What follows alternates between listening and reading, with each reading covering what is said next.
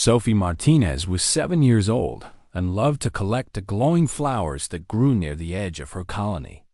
The flowers only came alive at sunset, turning bright blue and purple colors that made the whole forest look like it was alive with magic. Her mother always said the flowers were dangerous, but Sophie knew better. She had been gathering them for 2 years now, and nothing bad had ever happened to her. Today was like any other day at the Kepler 442b colony. The sun was dropping low in the sky, and the air felt warm and thick. Sophie wore her blue jumpsuit with the colony seal on the chest, and her dark hair was tied back in a braid. She walked with 4 other children from her school class, all searching for the prettiest flowers they could find.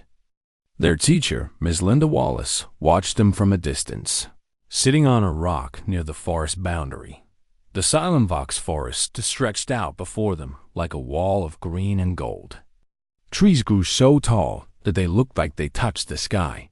The ground was covered with strange plants that moved when the wind blew, making soft, whispering sounds. Sophie's father said the plants were alive in ways that humans did not fully understand yet. He was a botanist, which meant he studied plants and how they worked. He spent most of his time with the green things of the world, and he had taught Sophie to respect them and never waste them. Sophie found a cluster of flowers growing near an old fallen tree. She knelt down carefully and started picking them, holding them close to her chest so they would not break. The other children were further away now, searching in different directions. Ms. Wallace was still on the rock, looking at something on her handheld device. That was when Sophie heard the sound. It was not a sound that any human made. It was not the noise of the wind or the forest creatures that lived peacefully in the trees. This sound was low and deep, like something heavy was moving through the woods. Sophie froze. The back of her neck felt cold, even though the air was warm. She stood up and looked toward the forest. The flowers dropped from her hands. At first, she saw only shadows between the trees. Then the shadows moved, and they became something real. They became creatures that Sophie's mind could not quite make sense of at first. Her brain tried to match them to things she knew but failed. These were not like anything in the colony's animal database. They were tall. The first one came out of the trees fully, and Sophie realized it was almost 8 feet high. Its body was shaped like a wolf or a dog, but wrong. The legs were too long and too thin. The head was massive, with a mouthful of teeth that caught the light and shone like crystals. The skin was not skin at all. It was hard and clear, like glass, but it moved with the creature as if it were alive. Inside the clear skin, Sophie could see things moving. Organs, muscles, blood that glowed faintly red. Sophie wanted to run. Her legs wanted to run, but she could not move.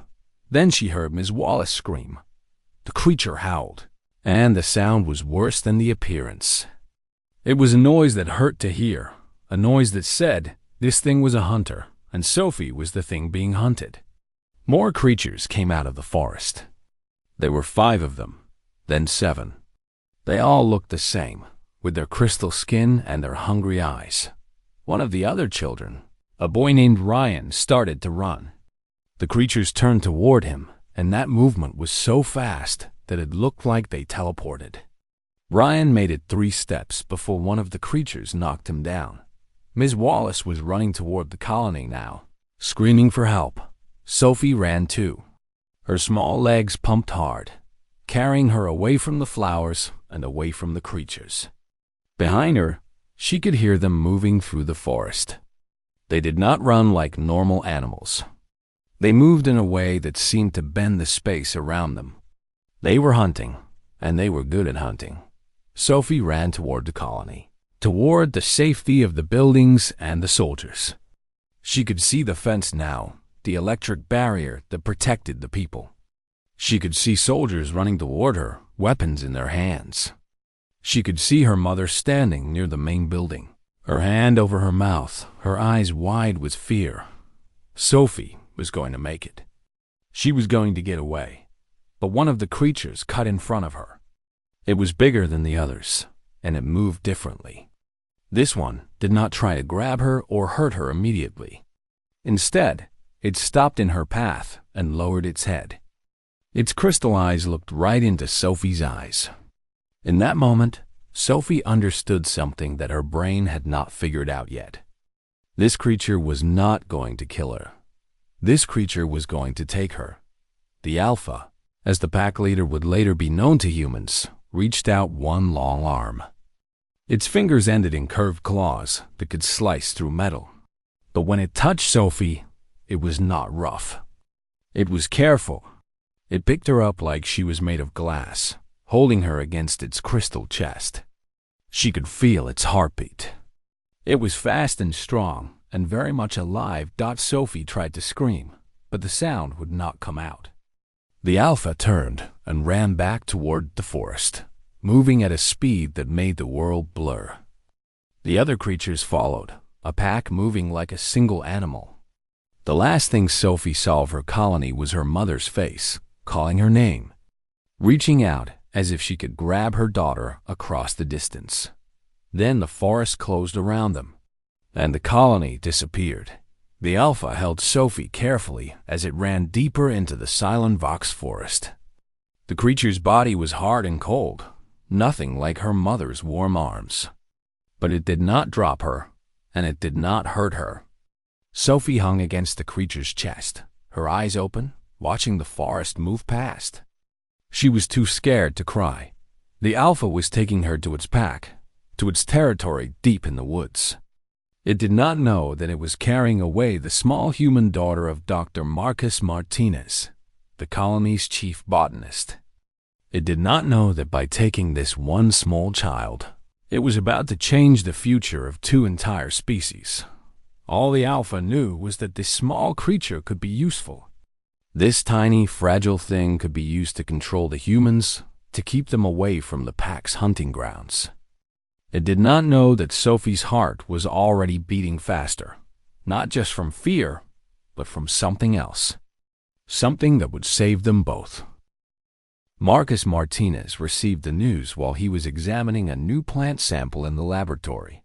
Captain David Foster came through the door with urgency that said something was very wrong. The captain's face was hard and serious, the face of a soldier who had to say something terrible to a parent. Sophie had been taken. Marcus did not remember falling to his knees.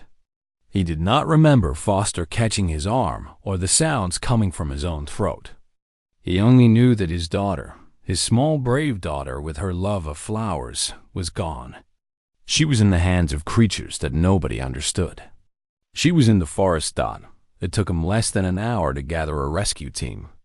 He would go himself, and he brought 4 others with him. There was Lieutenant Kevin Hayes, a security officer with 10 years of combat experience. There was Sergeant Lucas Winters, a veteran soldier who had fought on 3 different worlds. There was Dr. Patricia Wells, a medic who had saved lives in the colony's worst emergencies. And there was Dr. Richard Stone, the colony administrator, who understood that losing Sophie would break the colony's spirit. They took weapons they barely knew how to use and food that might run out. They took flashlights and a tracking device that Marcus had activated when Sophie was born. A tiny implant under her skin that would tell him exactly where she was. As long as Sophie was alive, Marcus would be able to find her. The forest was different at night. It was darker and more alive.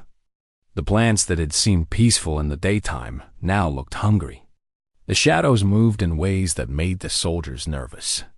Marcus did not care about the danger. He only cared about the blinking light on the tracking device that showed him Sophie was moving deeper into the woods, away from everything she knew. They found the first evidence of the creatures within the first hour. Blood was splattered across the rocks near where the flowers grew. Ryan, the boy who had tried to run, had not made it far. The creatures had left his body where it fell, as if it was not worth eating. Marcus shut his mind to what that meant. He could not think about what the creatures did. He could only think about moving forward, The forest became harder to travel through as they moved deeper. The rocks became sharper and more dangerous. There were pools of water that glowed in colors that had no names, and Patricia warned the group that the water was likely poisonous. The ground dropped away without warning, and they had to use ropes to climb down into deep valleys where no sunlight had ever reached. The darkness was so complete that their flashlights seemed small and useless. 3 hours into the journey, they heard the first howl. It was distant, but unmistakable. It was the sound of the creatures calling to each other. Kevin put his hand up, and the group stopped. They stood in the darkness, listening. The second howl came from a different direction. The creatures were ahead of them, but they were also off to the sides. Marcus understood what that meant. The creatures were moving in a pattern, a hunting pattern. They were being followed. Lucas wanted to fight. He wanted to set up an ambush and take as many of the creatures as they could. But Kevin knew better. The soldiers had weapons designed to kill humans and earth animals. The creatures had skin that looked like crystal. Nobody knew if bullets would even hurt them. Instead, they moved more carefully. They moved like they were ghosts passing through the forest. They used the rocks and the plants as cover. They moved slowly, and Marcus had to force himself to match their pace. Every second they moved slowly was a second Sophie stayed in the hands of those things. The forest opened up into a wider space as midnight approached. There was a ravine with a stream running through it, water that glowed faintly green. On the other side of the ravine was a cave entrance. The rocks around it were smooth and worn, as if many heavy things had passed that way many times. Marcus's tracking device showed that Sophie was somewhere near that cave. They found a place to hide near the water and made a silent camp. They did not use fire. They did not talk. They sat in the darkness and waited, because moving forward in the dark would mean giving away their position to creatures that could hunt in the dark better than any human could. Patricia tended to their cuts and bruises. Lucas checked his weapons and cleaned them with a cloth, making sure they were ready to fire. Kevin studied the cave entrance through the scope of his rifle, and Marcus looked at the tracking device, watching the blinking light that was his daughter. And he prayed to every god he had ever heard of that she would still be alive when he reached her dot. What Marcus did not know was that Sophie was being held not as a prisoner, but as something more valuable than that. The Alpha had recognized Sophia's small size and her youth as tools. The pack had used this creature. They could use her to control the humans. They could use her to survive. But as the night deepened, something unexpected began to happen in the cave where Sophie sat. The Alpha had torn its side open on sharp rocks while making the run through the forest. The wound was deep and bleeding. Sophie, who had spent her whole life listening to her mother talk about medicine and healing, began to do something that no creature in the forest would have expected. She began to help the Alpha. She used water from the cave pools to clean the wound. She found plants that grew in the cave, plants that her father had taught her about, plants that had healing properties. She worked carefully and slowly, aware that one wrong move could get her killed. But her fear was smaller than her need to help. It was smaller than her understanding that this creature was hurt and alone. Just like she was, the Alpha did not move to stop her. The creature simply watched, its crystal eyes following her hands as she worked. And in that moment, something began to change. Something began to crack in the pure logic of predator and prey. The cave system was larger than anything Marcus expected. The tracking device led them through narrow passages where they had to crawl on their bellies, and through open chambers so vast that their flashlights could not find the other side. The walls glowed with the same bioluminescent light that covered the forest. It was beautiful and terrible at the same time. They moved for hours through the darkness. Kevin kept his weapon ready, but there was nothing to shoot at. The creatures seemed to have gone deeper into the cave system, away from the entrance. Marcus understood why. The creatures were intelligent. They knew that humans would follow. They were moving to a place where they could fight without being trapped. The cavern they finally reached was circular and huge. The ceiling rose up at least 40 feet, and the walls were covered with what looked like fur or algae that glowed in waves of blue and green light. The floor was smooth and polished, worn by countless generations of creatures walking across it. And in the center of the cavern, on raised stone platforms, were the creatures themselves. There were 7 of them, maybe 8. It was hard to count because they kept moving. They were arranged in a pattern, with the largest one in the middle. This was the Alpha, the one who had taken Sophie. Its crystal skin was darker than the others, and there was fresh blood on its right side. Beside it, small and fragile, was Sophie. She was alive. Marcus wanted to run forward, but Lucas grabbed his arm and held him back. The creatures had not moved, but they had noticed. The Alpha's crystal eyes fixed on the humans, and its mouth opened slightly. Not in a smile. In warning, Sophie's face was streaked with dirt and tears, but she was not hurt. She was sitting against the Alpha's body, using its hard chest as a backrest. That sight made something twist inside Marcus. His daughter was touching the creature. She was not fighting. She was not trying to run. What Marcus could not see was that Sophie had been working with the Alpha's wound all night. She had found plants that grew deep in the cave, plants that she recognized from her father's teachings. She had crushed them and mixed them with water, and she had applied them to the Alpha's wound. She had done this alone in the darkness, working while the other creatures watched. The Alpha had not understood at first. Pain was something to fight against, not something to accept help for. But Sophie had moved with care, and she had spoken in a quiet voice. She had used words that the creature could not understand, but the creature understood her tone. She was not attacking. She was helping Dot by mourning. The Alpha's wound had stopped bleeding. The pain was less, and the creature was beginning to understand something that no human had ever thought possible. This tiny, fragile creature was not trying to hurt it. This tiny creature was trying to save it. Now, as Marcus and his team stood at the edge of the cavern, Sophie stood up.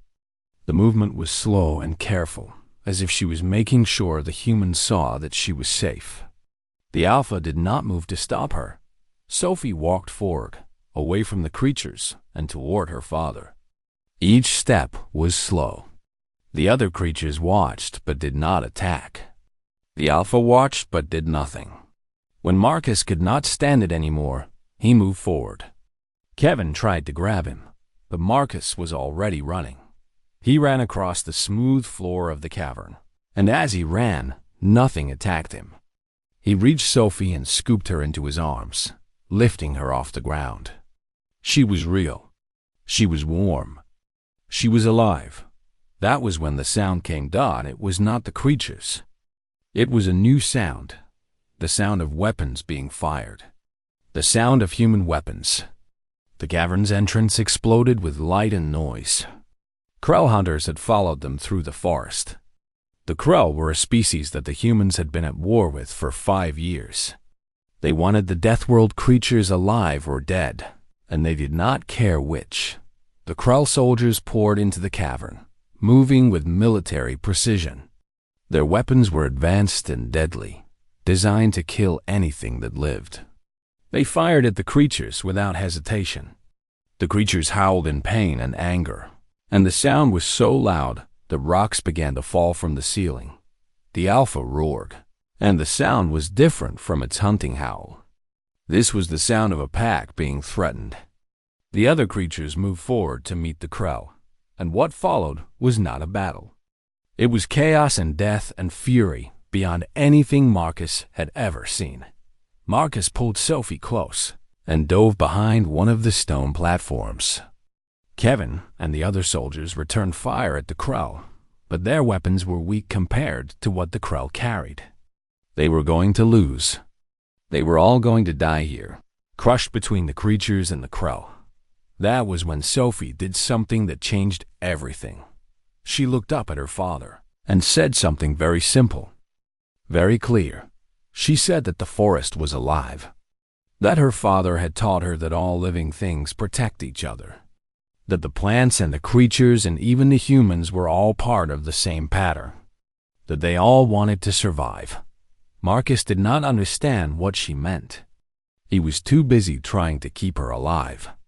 But Sophie twisted in his arms and looked at the Alpha. She held up her hands and she began to make shapes in the air. She drew pictures with her fingers, pictures made from the glowing plants that hung from the cave ceiling. She made a picture of a family, a mother and a father and a small child. Then she made a picture of the Alpha with the other creatures around it. Then she made a picture of all of them together. The Alpha stopped moving. For just a moment, the creature paused. The other creatures paused. Even the Krell paused, confused by what they were seeing. In that moment of pause, Sophie's pictures began to glow. The plants that grew on the cave walls began to respond to the small girl's movements, to her intention, to her need for peace. The whole cavern lit up with blue and green light. The light became blinding. The Krell soldiers covered their eyes. The creatures stood still. And Marcus held his daughter and understood that she had just done something that no diplomat, no general, no human had ever been able to do. She had shown both species that they shared something more important than their differences.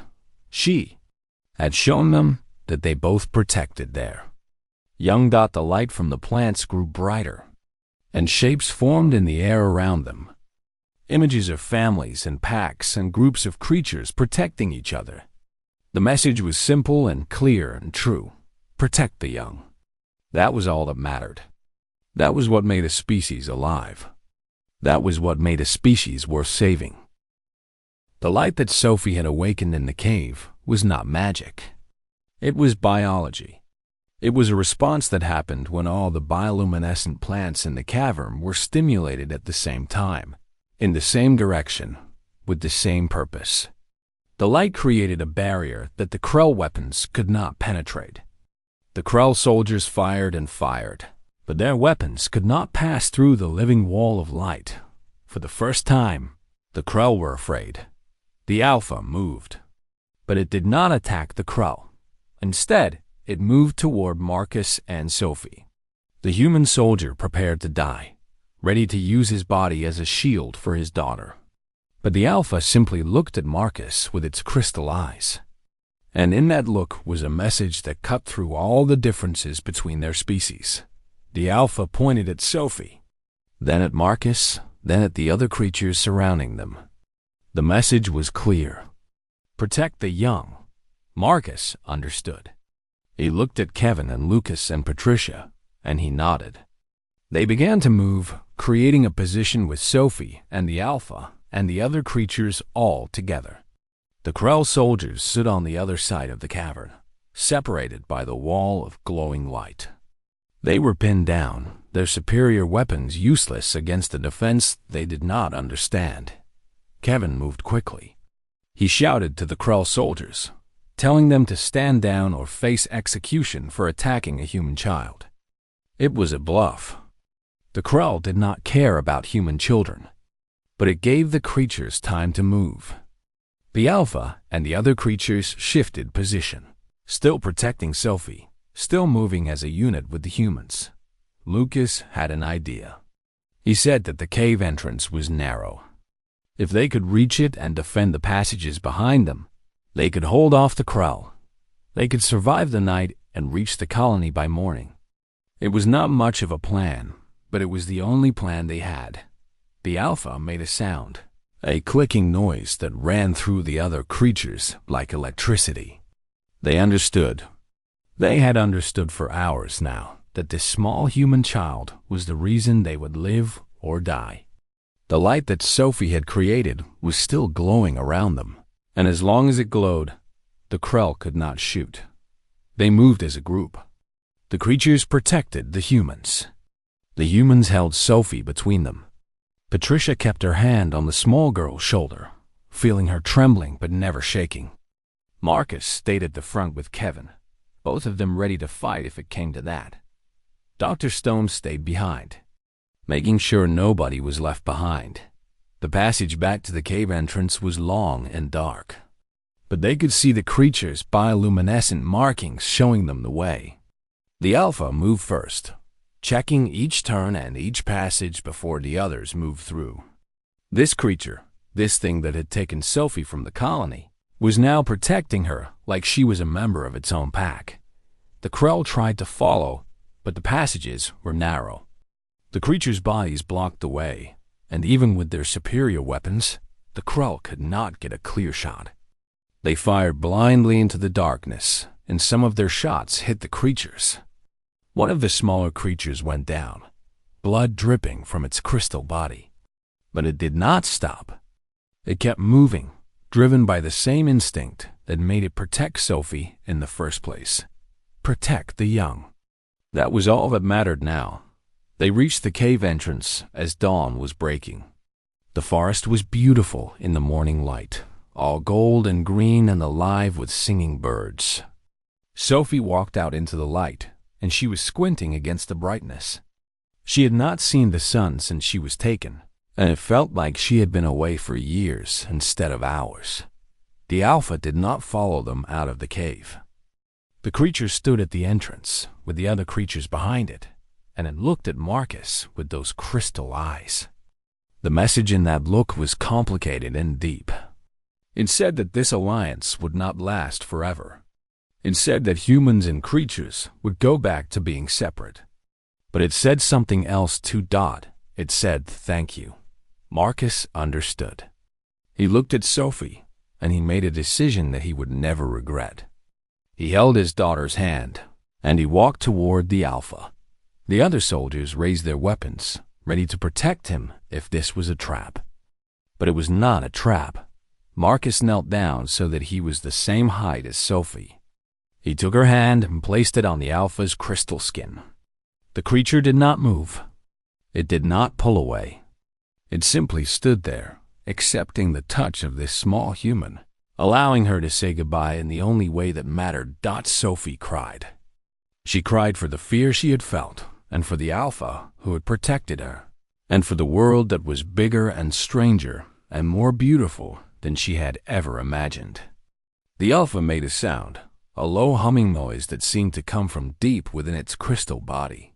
The other creatures made the same sound, creating a harmony that echoed through the forest. Then Marcus stood up, and he picked Sophie up in his arms, and he began to walk back toward the colony. The creatures did not follow. They stood at the cave entrance, watching the humans leave, watching the young human child disappear into the forest. Behind them, the Krell soldiers were still trapped in the passages. They were cut off, isolated, facing creatures that understood one thing and one thing only: protect the young. And there was no Krell young in those caves. There was only Krell who wanted to hurt. Krell who wanted to kill. The creatures understood the choice they faced.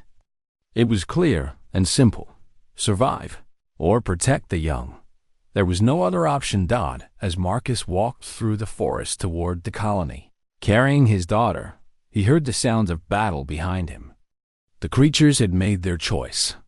They were not leaving the cave entrance. They were not abandoning their post. They were holding the line, buying the humans time, ensuring that Sophie and her father could reach safety. Patricia walked beside Marcus, and she said something that he would remember for the rest of his life. She said that this moment right here was proof of something that humanity had always believed but never proven. She said that the drive to protect the young was stronger than fear, stronger than anger, stronger than the drive to kill. She said that this was what made a species worth living. The colony appeared through the trees, and Marcus started to run. The soldiers behind him ran too. Hannah Martinez was waiting at the colony fence, her hands shaking, her tears streaming down her face. When she saw her daughter, when she saw that Sophie was alive and safe, she screamed her name and ran toward them. The creature that would come to be called the Alpha watched from the cave entrance, watching until the humans disappeared completely.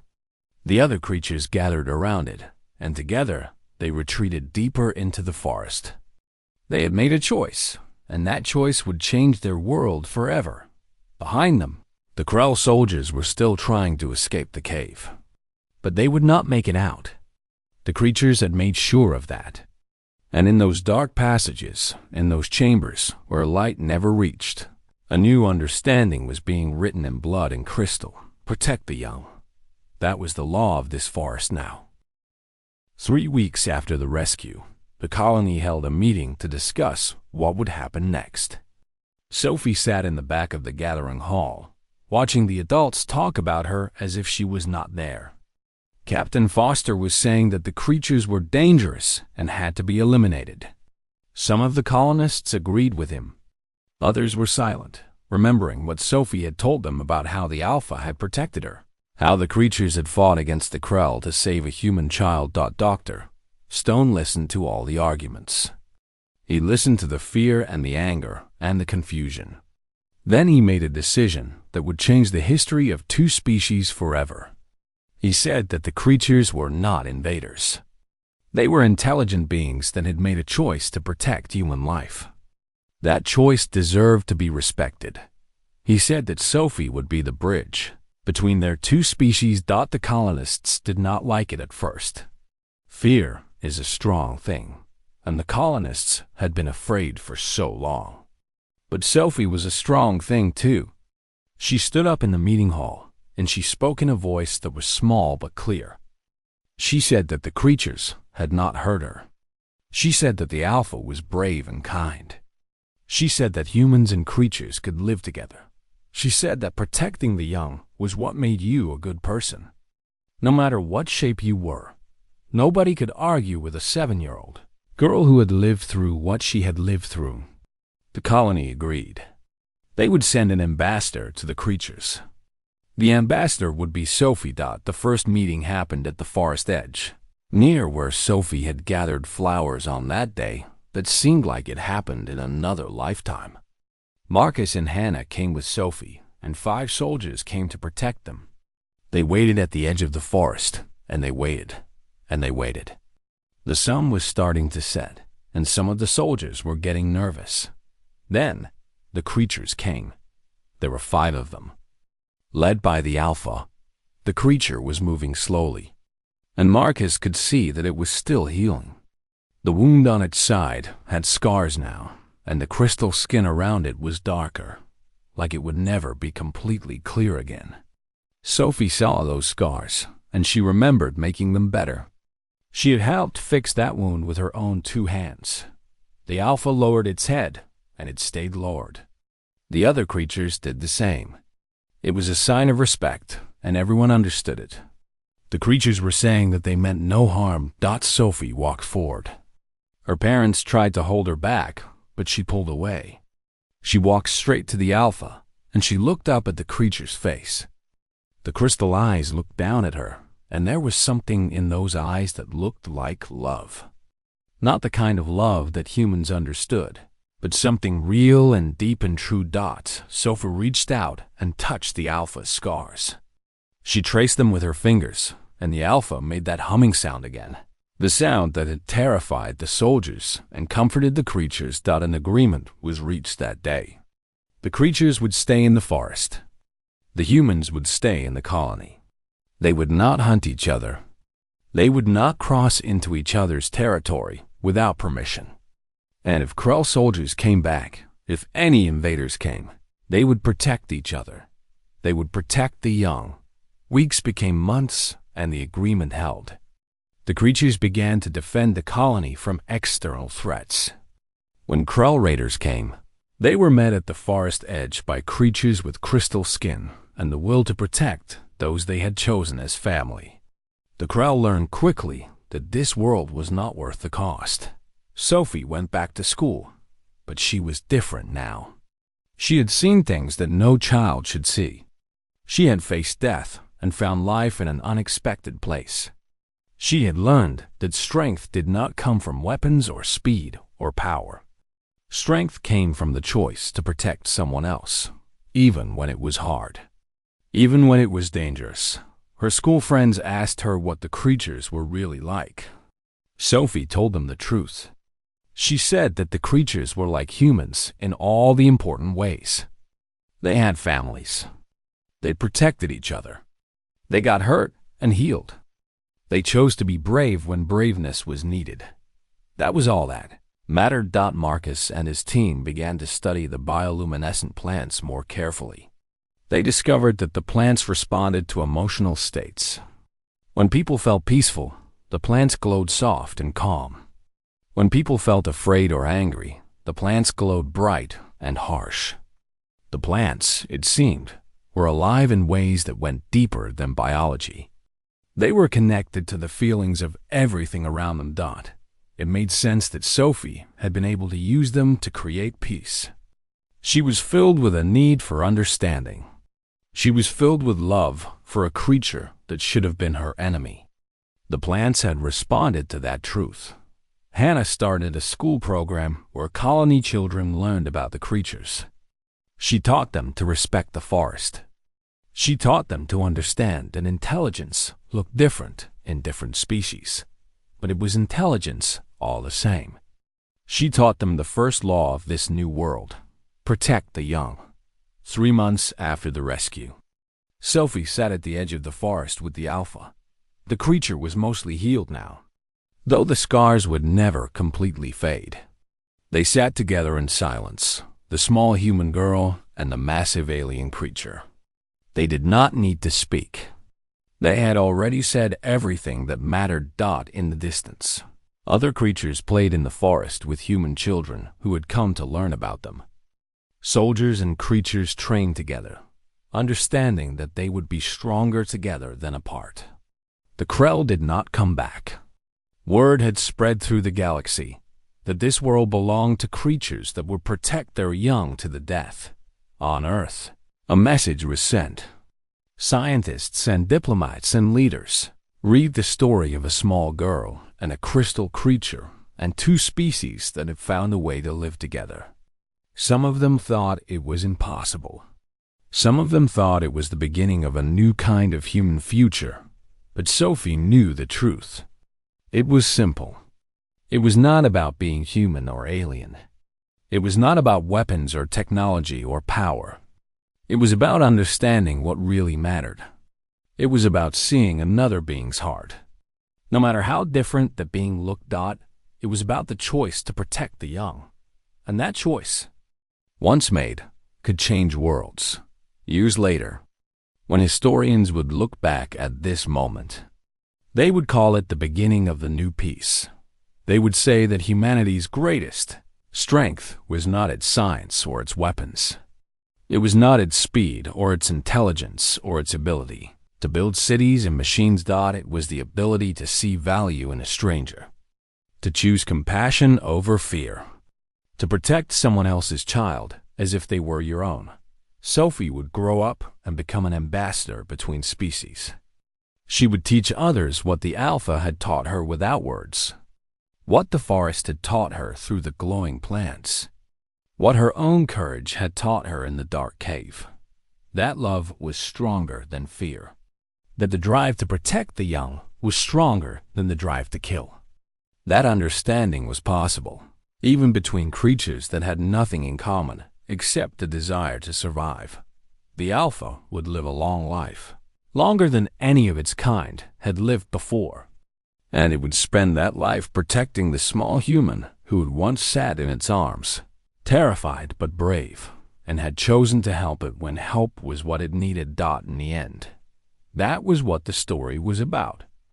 Not about 2 species at war, not about weapons or territory or power.